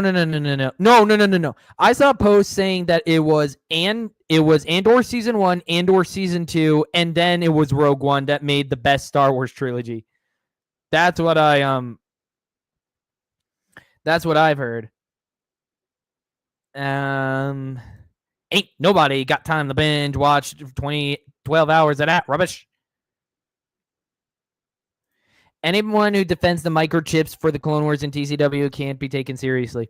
Yes, I did tear that apart in my last video, in my last stream. Make sure to go check that out. If you, and make sure to give me a like and a subscribe. Even his comment section was disagreeing with him. He can say the same things about Synthetic Man, Critical Drinker, Nerdrotic, RKKK. Oh, dude, are you still on that? Melanie Mac, Ranting for Vengeance, etc., etc.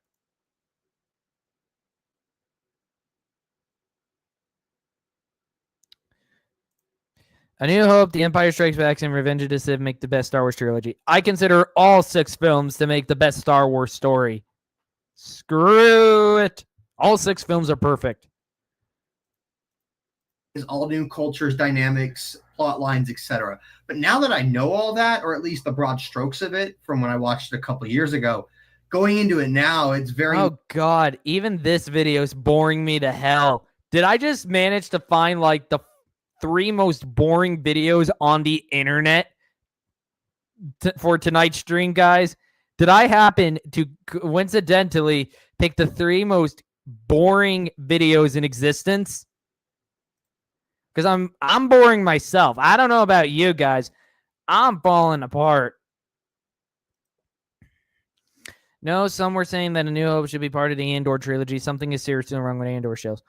Jorge, I did not hear about that at first. I may have missed it, but if that's the case, I'll take you at your word. Critical Drinker, Shield for Andor, and Skeleton Crew. He is a fraud. Yes, he is. Brandon, I don't know why you look up to these neo-Nazis. He's calling them Nazis, everybody. Avery Hodges is going off the rails. He's going off the rails. He's showing his true colors. He's showing his true colors, guys. Ryan Kennel is a neo-Nazi, apparently, in this deluded idiot's mind. He's going off the rails. He's going around. He's going out the rails. I'm literally around the same age as you, and I don't know why you keep looking up to them. Maybe because most of them aren't completely deluded to what's going on. Yeah, he kind of is a bit of an SJW. He actually was hanging around with the Avengers of the internet for a while. Hashtag projection. Hashtag projection, everybody. But remember, he's making 10 videos debunking EU purists. You just got to give him 10 years to make them. Yes, you got to give him about 10 years. The 6 films in the Extended Universe is the best in all of it. Imagine watching all of it in chronological order from Dawn of the Jedi to Legacy, a Herculean but epic task. I shall endeavor to do that at one point. Who is the Avengers of the Internet? Are those another group of... The Avengers of the Internet started out as a group of idiots who were triggered by people like myself for gatekeeping. So they decided that they were going to rise up and try to take us down. They fell apart. They barely actually got to take down anybody. Like, they didn't go after anyone. It was a complete waste of time, and it was hilarious watching them fall apart. Synthetic Man's takes are extraordinary based. I am pretty sure I completely screwed that up. I am so sorry. I can't really do a German accent. You gaslight him, bro. Jorge taking shots at Avery Hodges, and Avery Hodges is getting hashtag big mad in the chat. He is getting hashtag big mad. Much. I can pick up on a lot of the little things in there. I can appreciate the storyline more. I can find little enjoyments in the subtle, just, monologues and conversations I love that he's not and really moments. even giving any specific arguments. He's just speaking in vague generalities because he can't actually pinpoint any memorable piece, like scene from this massive piece of shit. And dynamics of the characters. And there's a lot of that there. And that was probably my favorite aspect of at least the first few episodes.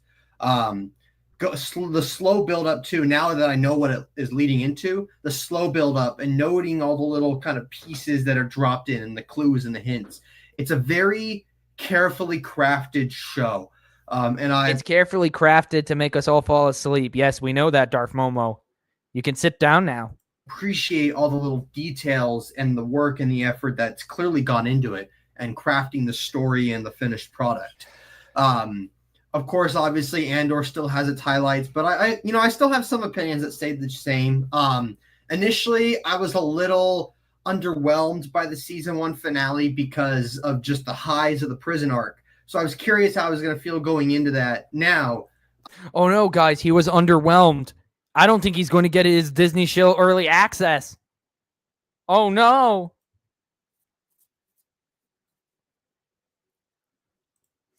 As soon as anyone who calls a right-leaning person a Nazi, it's impossible to take them seriously. I'm looking at you, Avery. Solar done taking shots at Avery Hodges. Avery Hodges is going down. Says the one who gets big mad when he reads Absolute Batman in the new Ultimate Universe. Says the guy who's getting big mad because I am not completely deluded or so desperate that I am willing to read more shit. Avery is low-key getting mad. Yes, he is. Namely because you can't stand Batman not being a billionaire. Can you, Brandon? Seems like you can't stand him being a billionaire, you fake Batman fan. A Star Wars project being boring and underwhelming is crazy. Crazy. I'm not even mad. Yes, you are. You are indeed mad by the way you're acting. And it's all here, live on camera. Just laughing at your stupidity. We're laughing at yours. We're laughing at yours, dude. Reading the original Captain America comics from the 40s, punching Nazis is actually cool. SJW's made it lame and gay. Yes, it is. All right, let's get back to this. I still think the prison arc was the kind of the top climactic piece of this show. The One Way Out episode was beautiful. It actually brought tears to my eyes. I just love everything. It brought tears to his eyes, everybody. It brought tears to his eyes. How old are you, Darth Momo, and you're crying over a show that would rather put you to sleep? If I had tears in my eyes from watching a Disney Star Wars project, it would be from having to watch Disney Star Wars further desecrate my favorite franchise of all time. I would be crying tears of mourning because of it. I would be crying over the franchise's death rather than whatever the hell is going on in the show itself. About how they crafted that and brought that all together. It was beautiful. So well done. Andy Serkis deserves awards, awards on end. He put on a stellar performance. It was phenomenal. But that being said, I did still enjoy the season 1 finale. I think I enjoyed it a bit you were more. Underwhelmed, but you still enjoyed it. Yep, he's fighting to get that early access, guys. He is really fighting. Avery is the meme where the angry Wojak is wearing a happy face mask. This boring, overrated show made him cry. That is authentic. Yes, it is indeed authentic. I should probably clip that at some point. Tears of pain. Tears of agony.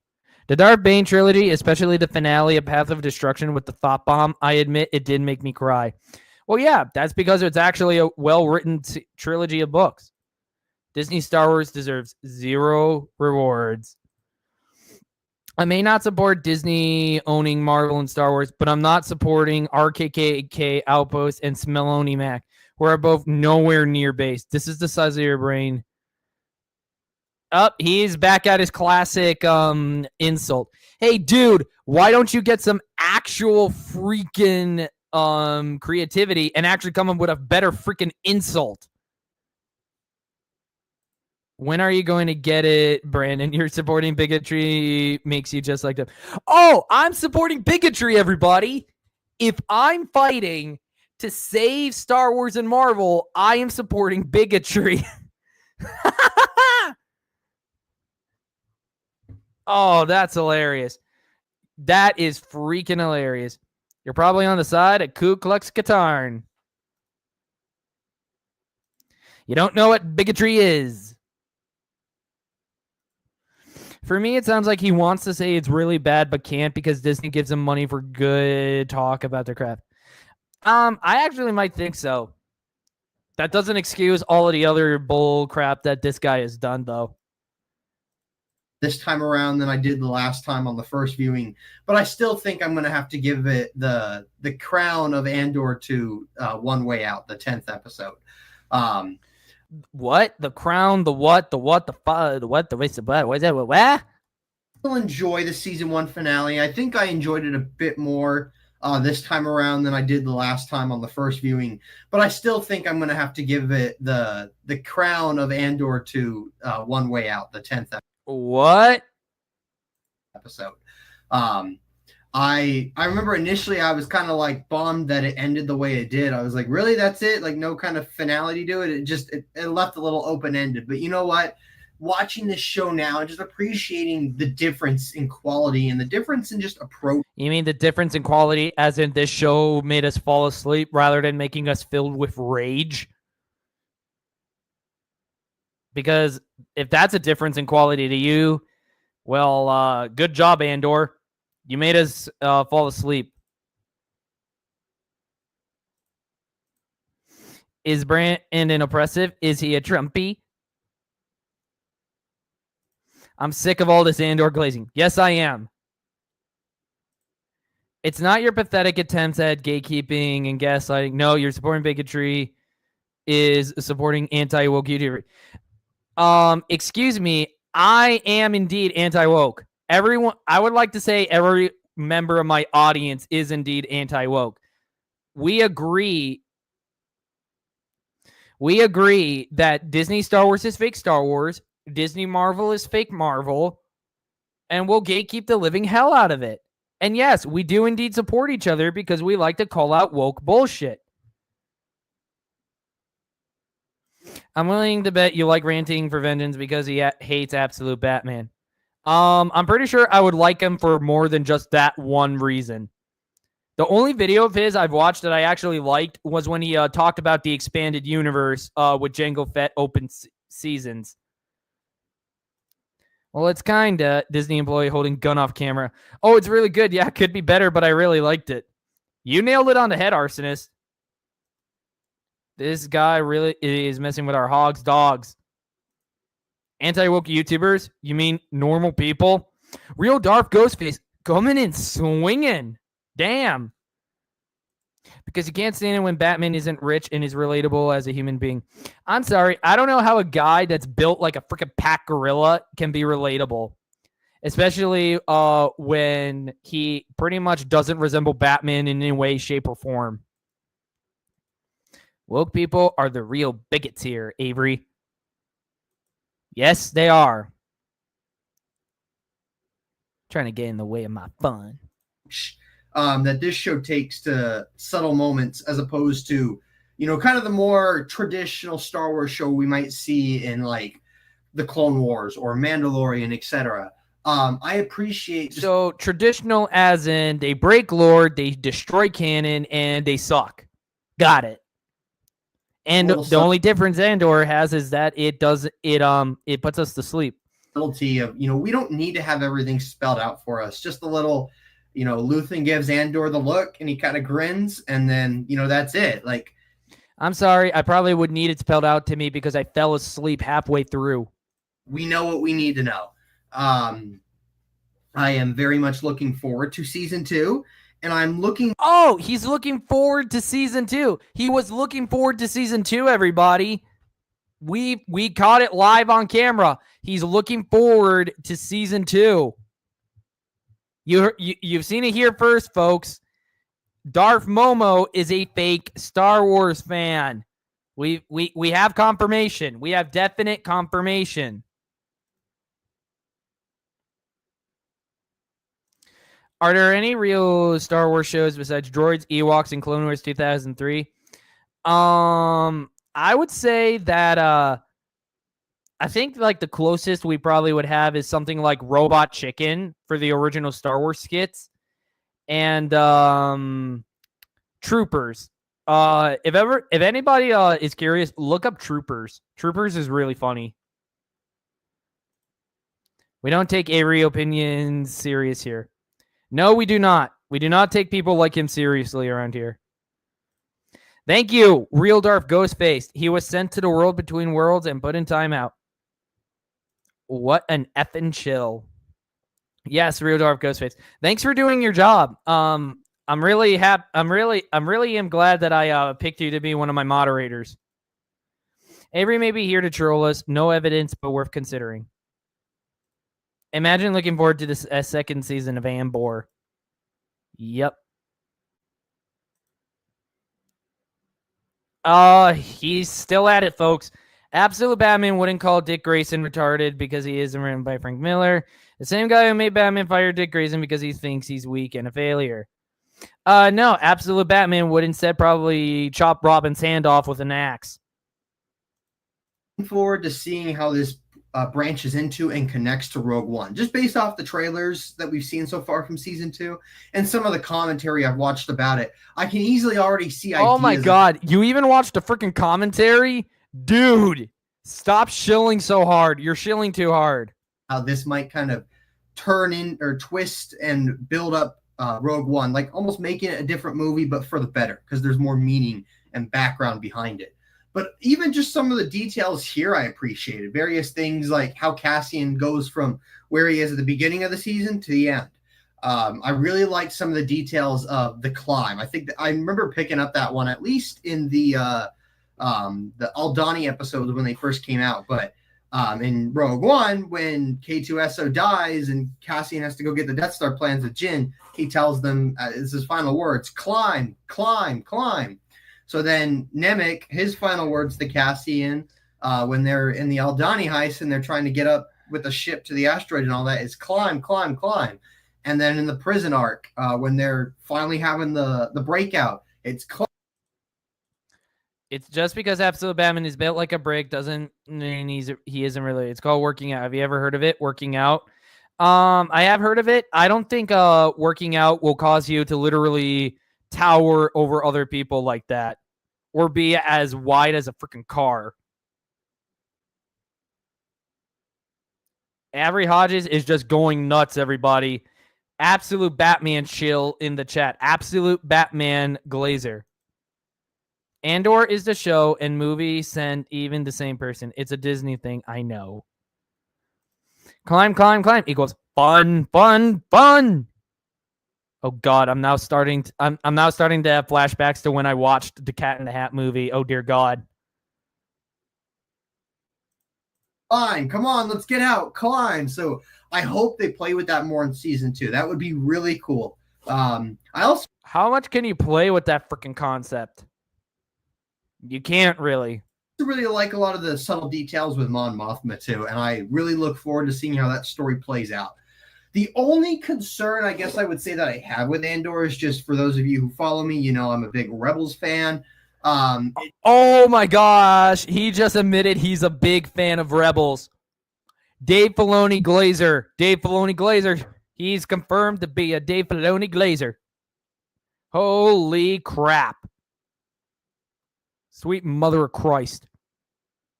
It seems like it's tiptoeing around Rebels a little bit. You know, part of the show, the wider narrative is just how the rebellion forms and comes together, right? And I don't necessarily see anything. Honestly, Real Darth Ghostface, I have absolutely no freaking clue. Season 1 was also trashed, and I was fast asleep during the whole season. What makes a season 2 a better season and a better plot to the story? I have no idea. Also, Doubled AA, welcome to the chat. I'm sorry I didn't greet you earlier. So he's a Filoni faithful too. Figures. Yeah, I exposed him for defending the inhibitor chips on my last stream. Another fraud Filoni fan. Filoni's Rebels. Rebels equals trash.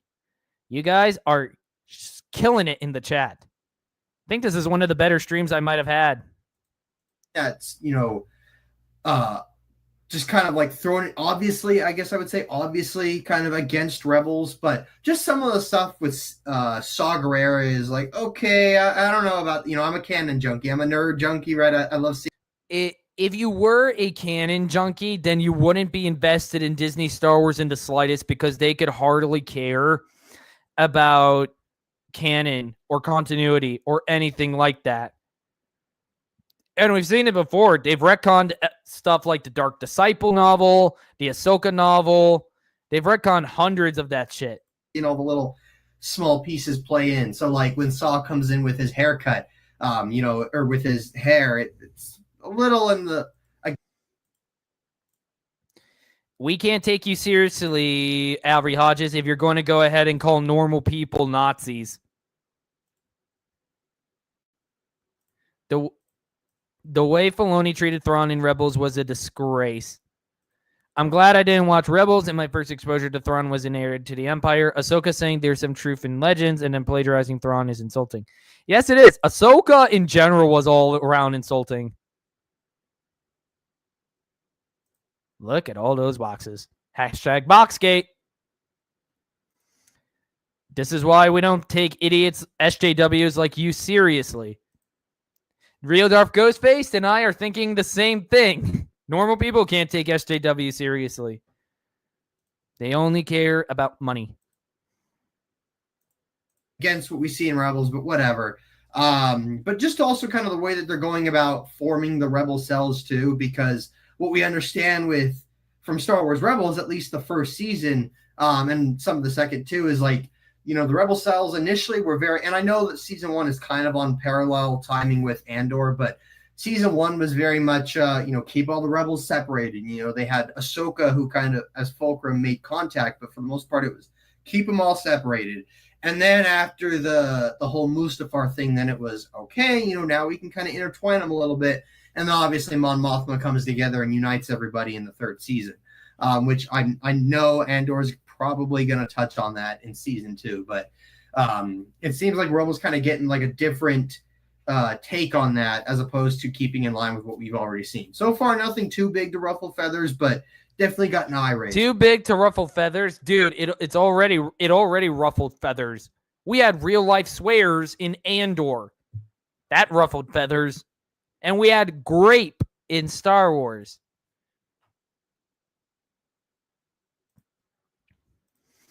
I don't want to take something from Legends and change it. It's disrespectful, stupid. Filoni, even though he exactly did that. Are those boxes is where he stores his Disney merch? I wouldn't put it past him. So we got a triggered one in the chat. Yes, we got a triggered one in the chat. Signal the trigger alarm. You want Disney Stars to fail or you don't. It's a simple concept to grasp.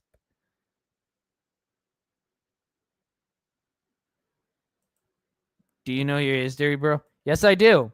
And I know that idiots like you, can't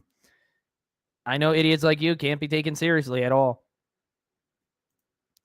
Can the real Slim Shady please stand up? I have no idea what you are referencing, Solarak Dan. Since the beginning. We'll see how that plays out. But overall, I think previously I've given Andor about an 8 out of 10 or so. I would probably still stick with that. Maybe an 8.5 out of 10. It's definitely a slower show. Wait. What did he give it? That maybe an 8.5 out of 10. 8.5 out of 10 for Andor season 1. Did you hear that, folks? One more time. 8 out of 10 or so. 8.5 out of 10. I would probably still stick with that. Maybe an 8.5 out of 10. It's definitely a slower show, slower moments. There's a lot of characters in there, and it takes a while to kind of pick up on that. It was easier for me on the second going, knowing some of the major faces, but I remember in my first viewing, there'd be characters on Ferrix that I didn't really know what was going on with. So I don't know. I don't have time to, sit down and study each episode as they came out. I watch them and that's it, right? Move on to the next one. So, I think for that reason alone, I'd probably still give it a, and that too, like I said, it's still slower in the beginning. It's just now that I know where the show's going, I was able to enjoy it more. But I'd stick with probably an 8.5 out of 10. It's a solid show so far. We'll see what season 2 has to offer. Maybe I'll up that ranking depending on how good season 2 is. But Ooh, I'm excited, guys. Upping the ranking. I'm gonna try to get reviews out Tuesday night. Okay, we have confirmation. He is in fact a Disney shill. What's the matter, bro? Can't stand anti-woke YouTubers being literal neo-Nazis. You guys throw that around so many times that it's lost all meaning anymore. SJWs don't know real history. To quote one of the best rock and roll songs of all time, don't you dare forget your history. Don't you tread on me. SJWs literally believe the period before 2016 was a character of the 1950s. They're the ones that should learn their history. Yes, they should. We've got a naive SJW fan in the chat. 8.5 out of 10. Stop parroting words you don't understand and take a break in the world between worlds. Thank you, Real Darth Ghostface. Kicking Avery Hodges right where he belongs. You should inform Darth Melvin about Darth Momo. I'll probably do that later. I'll reach out to him on Discord. Okay, so I think I'll start wrapping things up here, guys. I got all I wanted to do out of the way. So let's start wrapping things up. The Nazis were socialists, by the way.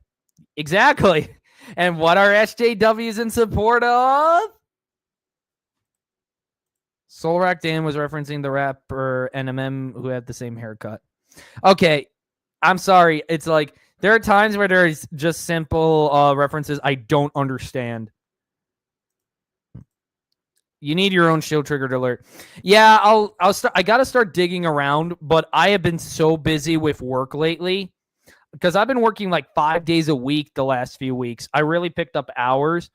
So I haven't been been able to sit down and work on my channel, I'm afraid. I've been doing my best just to keep up with my Friday streams. Nazis and communists are two sides of the same coin.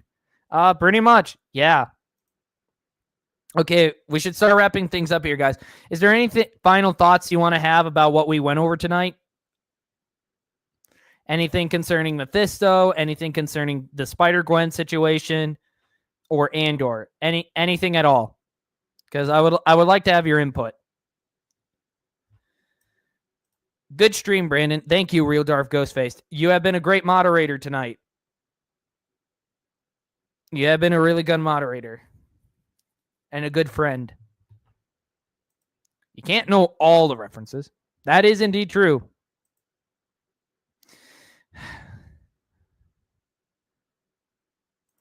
Might I recommend Nerdy Night or Swear or Real Reject Faces as a thumbnail for a alarm? Yeah, I'll probably think about it. I did actually manage to catch a good photo off of X that one of the gatekeepers had. So I might Sorryism would be the best choice. Probably. Or Gay Letter Media. That could work. Why so many hours? I think it's just because we're understaffed. So that's why I've been picking up so many hours. It really has been tiring. But I'm trucking through and got to earn that money.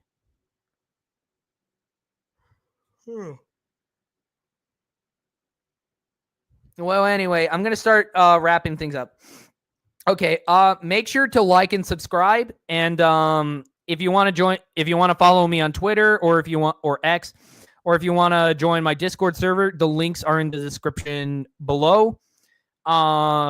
Keep fighting the good fight and make sure to stay awesome. Good night, everybody. Have a good night, everyone. Real Darth Ghostface. Remember, folks, Disney Star Wars is not Star Wars. Have a good night.